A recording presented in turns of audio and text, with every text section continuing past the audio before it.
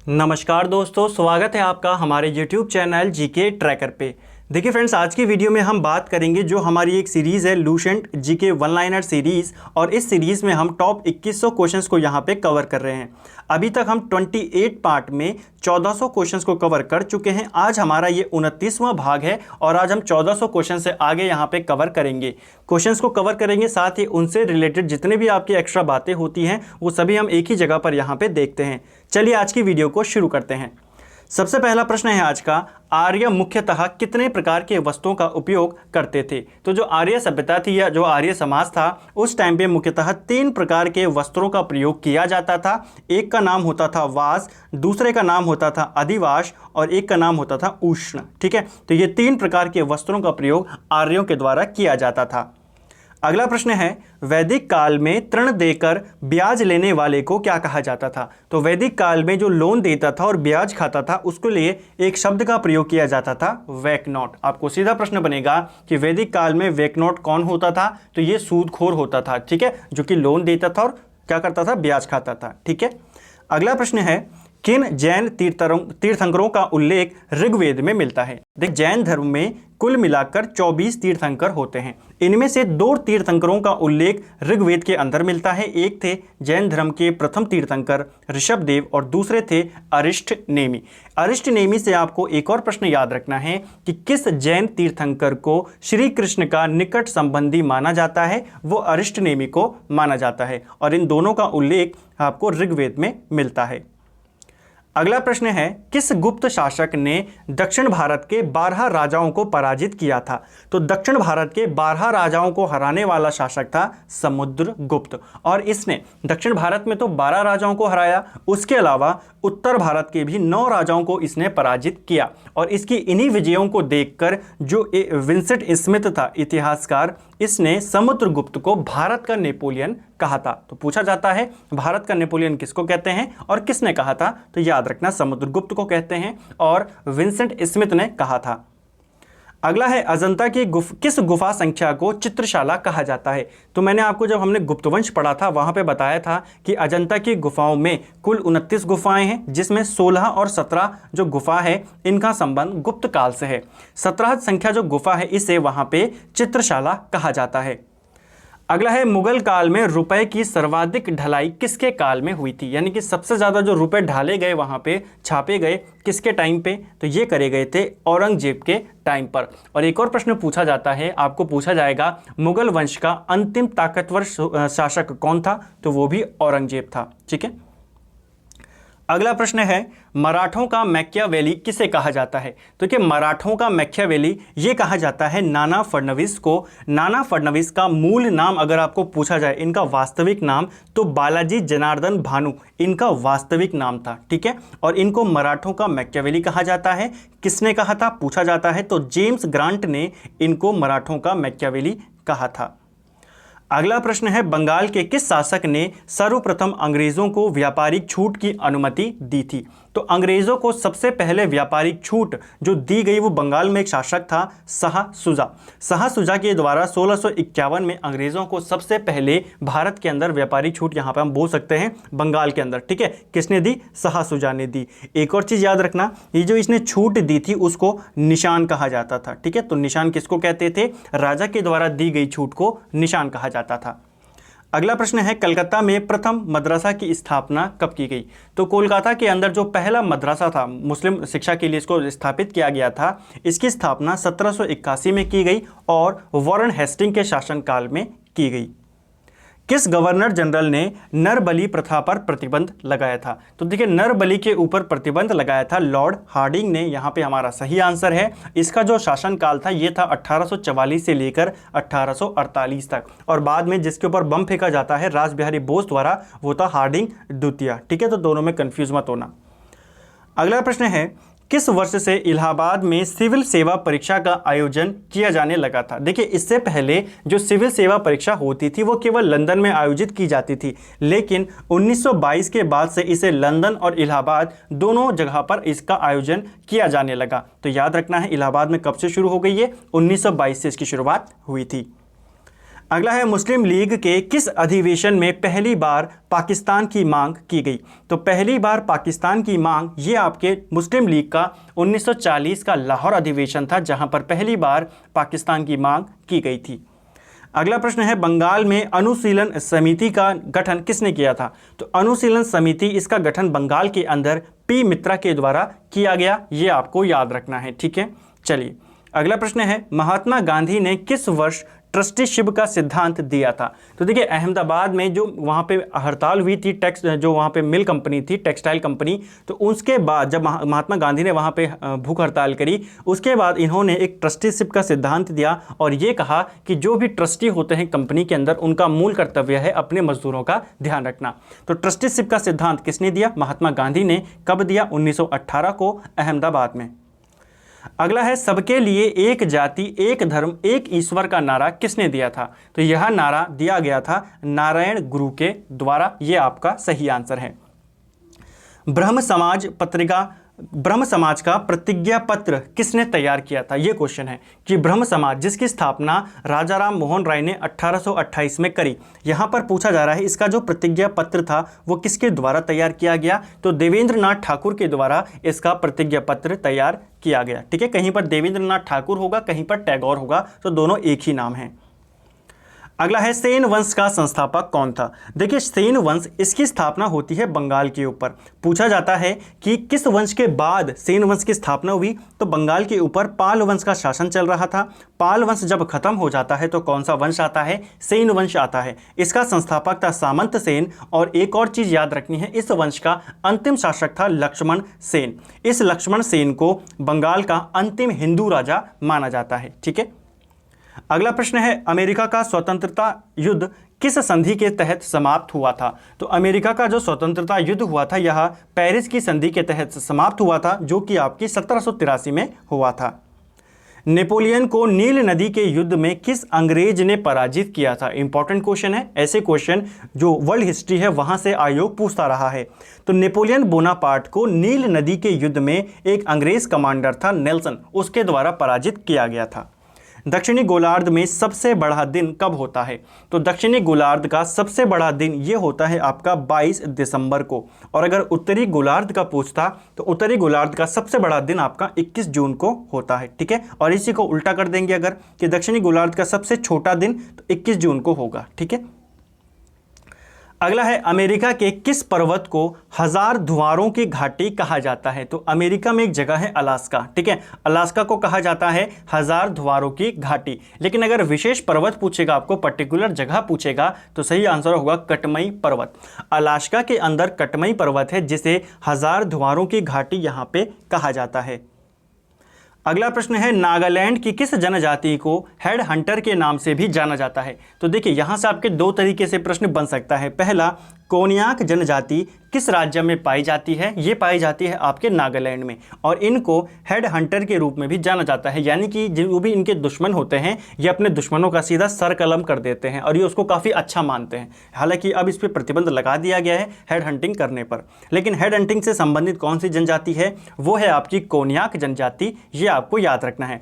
कोन्याक जनजाति नागालैंड में पाई जाती है, इसके अलावा म्यांमार में भी ये पाए जाते हैं। अगला प्रश्न है गोल्डन सिटी के नाम से किसे जाना जाता है। तो गोल्डन सिटी भारत में कहा जाता है अमृतसर को, ठीक है। महाराष्ट्र की शीतकालीन राजधानी कहाँ स्थित है। तो महाराष्ट्र की जो शीतकालीन राजधानी है ये आपका नागपुर है। और अगर ग्रीष्मकालीन राजधानी पूछी होती तो ये आपकी मुंबई होती। महाराष्ट्र की भी दो राजधानियां हैं, आपको याद रखनी है, ग्रीष्मकालीन मुंबई, शीतकालीन नागपुर। इसी प्रकार हिमाचल की भी दो राजधानियां हैं, एक है शिमला और दूसरी है धर्मशाला। और उत्तराखंड की भी दो राजधानियां हैं, एक है देहरादून और एक है गैरसैंण। अगला प्रश्न है भगवान महावीर राष्ट्रीय उद्यान कहाँ स्थित है। तो भगवान महावीर राष्ट्रीय उद्यान ये आपका गोवा में स्थित है। नंदी हिल्स किस राज्य में स्थित है। तो नंदी हिल्स कई बार आपको पूछा गया है एग्जाम के अंदर, बहुत ही ज़्यादा रिपीटेड ये क्वेश्चन है, अलग अलग एग्जाम में पूछा गया है। नंदी हिल्स आपकी कर्नाटक में है। रंजीत सागर बांध परियोजना किस नदी पर बनी है। तो रंजीत सागर बांध परियोजना ये आपकी रावी नदी के ऊपर है। और अगर राज्य पूछेगा तो ये आपके पंजाब में स्थित है, ठीक है। अगला है तूतीकोरिन बंदरगाह किस राज्य में है? तो तूतीकोरिन बंदरगाह ये आपका तमिलनाडु में स्थित है। ठीक है, बंदरगाह पूछे जाते हैं, एक बार पूछा गया था मर्मगांव बंदरगाह कहाँ पर है, तो वो आपका गोवा में है। तूतीकोरिन पूछेगा, ये आपका तमिलनाडु में है। इसके अलावा एक और बंदरगाह है जो आपका तमिलनाडु में है, जिसका नाम है एन्नौर बंदरगाह, ये भी आपका तमिलनाडु में है। ठीक है, अगला है भारत में वायु परिवहन की शुरुआत कब हुई थी? तो भारत के अंदर वायु परिवहन की शुरुआत ये 1911 में हुई थी। 1911 में इलाहाबाद से नैनी के बीच में डाक सेवा की शुरुआत की गई। ठीक है, और वहीं से माना गया कि भारत के अंदर विमान, ये जो वायु परिवहन है, इसकी यहाँ पे शुरुआत हो गई। तो कब हुई? 1911 में इलाहाबाद से नैनी के बीच। अगला है भारत में सबसे अधिक ऊंचाई पर स्थित झील कौन सी है? तो भारत के अंदर सबसे अधिक ऊंचाई पर स्थित झील यहाँ पे बताया गया है चोलामू झील, जो कि आपके सिक्किम में आती है। ठीक है, किस राज्य में है? तो ये सिक्किम में आती है। अगला है गुजरात से गोवा तक का जो तटीय क्षेत्र कहलाता है, इसको क्या कहते हैं? तो देखिए, तट से लेके प्रश्न पूछे जाते हैं। गोवा से, गुजरात से लेकर गोवा तक का जो पूरा तटीय इलाका है, बॉर्डर है जो पूरी, उसको कहा जाता है कोंकण तट। ठीक है, इसके बाद जब हम गोवा से आगे चलते हैं और गोवा से कर्नाटक में एक जगह आती है मंगलुरु, तो गोवा से लेकर मंगलौर तक का जो तट कहलाता है उसको कहते हैं मालाबार तट। ठीक है, इसके बाद मंगलुरु से लेकर कन्याकुमारी तक, जो भारत का अंतिम बिंदु है दक्षिण में, कन्याकुमारी तक, वहां पे आपका आता है मालाबार तट। ठीक है, हाँ, मंगलुरु से कन्याकुमारी तक आपका आ गया मालाबार तट। गोवा से मंगलुरु के बीच में, इसको करेक्शन कर लेना, मैंने पहले गोवा से मंगलुरु तक आपको मालाबार बोल दिया। गोवा से मंगलुरु तक आता है आपका कैनरा तट। ठीक है, इसको करेक्ट कर लेना, गोवा से मंगलुरु तक कैनरा तट, मंगलुरु से लेकर कन्याकुमारी तक आता है आपका मालाबार तट। ठीक है, मंगलुरु से लेकर कन्याकुमारी तक, और कन्याकुमारी से लेकर कृष्णा डेल्टा तक आता है आपका कोरोमंडल तट। तो ये आपको याद रखना है। ठीक है, अगला प्रश्न है अर्जेंटीना की राजधानी कहाँ है? अर्जेंटीना काफ़ी समय से अभी न्यूज़ में है, आपको पता ही है। ठीक है, जो उनके फुटबॉलर हैं उन्होंने अपना क्लब चेंज किया, तो पूछा जा सकता है। अर्जेंटीना की राजधानी है ब्यूनस आयर्स में। ठीक है, अगला है जापान की राजधानी टोक्यो किस द्वीप पर स्थित है? तो जो जापान की राजधानी है टोक्यो, ये कौन से द्वीप पर है? तो ये है होन्शु द्वीप पर। और अगर पूछा जाएगा कि जो इनका एक और प्रमुख शहर है जापान का, जिसका नाम है नागासाकी, नागासाकी कौन से द्वीप पर है? तो ये आपका क्यूशो द्वीप पर है। ठीक है, ये आपका क्यूशो द्वीप पर है, और टोक्यो आपका होन्शु द्वीप पर है। इंपॉर्टेंट क्वेश्चन है, हाल ही में टोक्यो में ओलंपिक्स हुए हैं, तो पूछा जा सकता है। अगला है पनामा नहर का निर्माण किस वर्ष हुआ था? पनामा नहर का निर्माण ये हुआ था आपका 1914 में। ठीक है, 1914 से लेकर 2000 तक पनामा नहर के ऊपर जो अधिकार रहा, ये अधिकार रहा अमेरिका का। 2000 के बाद से इसके ऊपर पनामा देश का अधिकार है। अगला है हवाई द्वीप समूह की खोज किसने करी थी? तो हवाई द्वीप समूह, इसकी खोज कैप्टन कुक के द्वारा 1770 में की गई थी। अगला प्रश्न है इराक और फारस के बीच चलने वाली गर्म व शुष्क हवा को क्या कहते हैं? तो इराक और फारस के बीच में जो गर्म और शुष्क हवा चलती है, इसको शामल यहाँ पे कहा जाता है। अगला है यूरोप का मरीज तुर्की किन सागरों के मध्य में स्थित है? देखिए, जो तुर्की है ये एशिया और यूरोप दोनों में स्थित है, दोनों जगह पर ये फैला हुआ है। ठीक है, ये स्थित है आपका काला सागर और भूमध्य सागर के बीच में। अब आते हैं इसकी भौगोलिक स्थिति पे। जो तुर्की है आपका, ये दोनों में फैला है, एशिया और यूरोप में। इसकी जो राजधानी है यूरोप की, अंकारा, ये आपकी यूरोप में आती है। इसीलिए जो तुर्की है ये खुद को यूरोप का हिस्सा मानता है, लेकिन इसका अधिकांश हिस्सा एशिया में आता है। प्रश्न एक और बनता है कि यूरोप, ये जो तुर्की है, इसका एशियाई भाग और यूरोपीय भाग, इन दोनों को अलग कौन करता है? तो मरमरा सागर इन दोनों को अलग करता है, ये आपको याद रखना है। अगला प्रश्न है पर्सनल कंप्यूटर पर सर्वप्रथम पुस्तक किसके द्वारा लिखी गई थी? तो जो हमारे पर्सनल कंप्यूटर्स होते हैं, इनके ऊपर पहली किताब टेड नेल्सन के द्वारा लिखी गई। अगला प्रश्न है विश्व चाय दिवस कब मनाया जाता है? तो विश्व चाय दिवस ये आपका 15 दिसंबर को मनाया जाता है हर साल। भौतिक अनुसंधान प्रयोगशाला कहाँ स्थित है? तो भौतिक अनुसंधान प्रयोगशाला ये आपकी अहमदाबाद में स्थित है। इसको PRL भी कहा जाता है ना, फिजिकल रिसर्च लेबोरेटरी। तो PRL आपकी कहाँ पर है? ये आपका अहमदाबाद में है। अगला प्रश्न है होयसल वंश का संस्थापक कौन था? होयसल वंश का संस्थापक था विष्णुवर्धन, और इनकी राजधानी कहाँ पर थी? इनकी राजधानी भी कई बार पूछी गई है, द्वार समुद्र इनकी राजधानी थी। अगला प्रश्न है वेलूर में चेन्नाकेशवा मंदिर का निर्माण किसने करवाया? तो वेलूर के अंदर चेन्नाकेशवा मंदिर, इसका निर्माण भी विष्णुवर्धन ने करवाया, वही विष्णुवर्धन जिसने होयसल वंश की स्थापना करी थी। अगला है गंग वंश के किस शासक ने दत्तक सूत्र पर टीका लिखा था? तो दत्तक सूत्र के ऊपर टीका लिखने वाला था माधव प्रथम, ये आपको याद रखना है। और कौन से वंश का था? ये गंग वंश का था, ठीक है, राजा। काकतीय वंश की किस रानी ने वारंगल पर 35 वर्ष तक शासन किया था?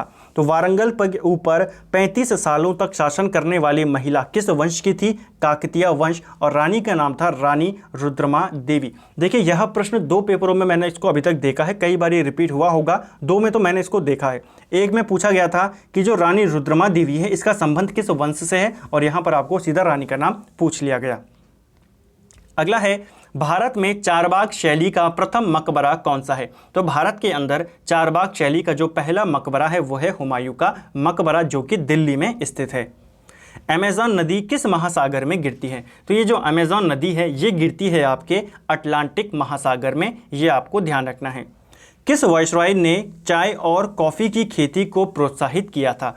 तो चाय और कॉफ़ी की खेती को प्रोत्साहित करने वाला वायसरॉय था लॉर्ड कैनिंग, ये आपको याद रखना है, ठीक है, लॉर्ड कैनिंग।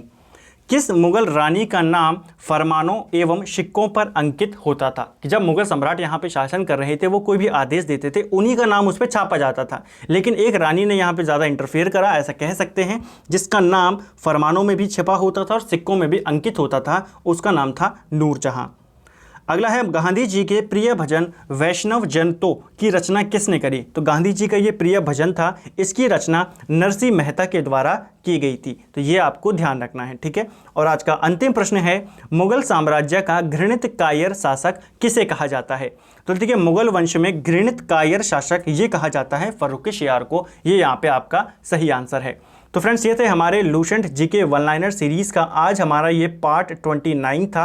1450 क्वेश्चन हम यहाँ पे कवर कर चुके हैं। अगर आपने अभी तक इस सीरीज़ के प्रीवियस वीडियो नहीं देखे हैं तो आप उनको प्लेलिस्ट में जाके देख सकते हैं, और पूरी सीरीज़ से आपको काफ़ी ज़्यादा फ़ायदा होगा अगर आप इनको अच्छे से फॉलो करते हैं। इसके अलावा उत्तराखंड के भी काफ़ी सारी सीरीज़ है चैनल के ऊपर जिनको आप रेगुलर फॉलो करते ही हैं, जो नहीं करते हैं आपसे रिक्वेस्ट है उनको फॉलो कीजिए, आपको काफ़ी ज़्यादा बेनिफिट वहाँ से ज़रूर मिलेगा।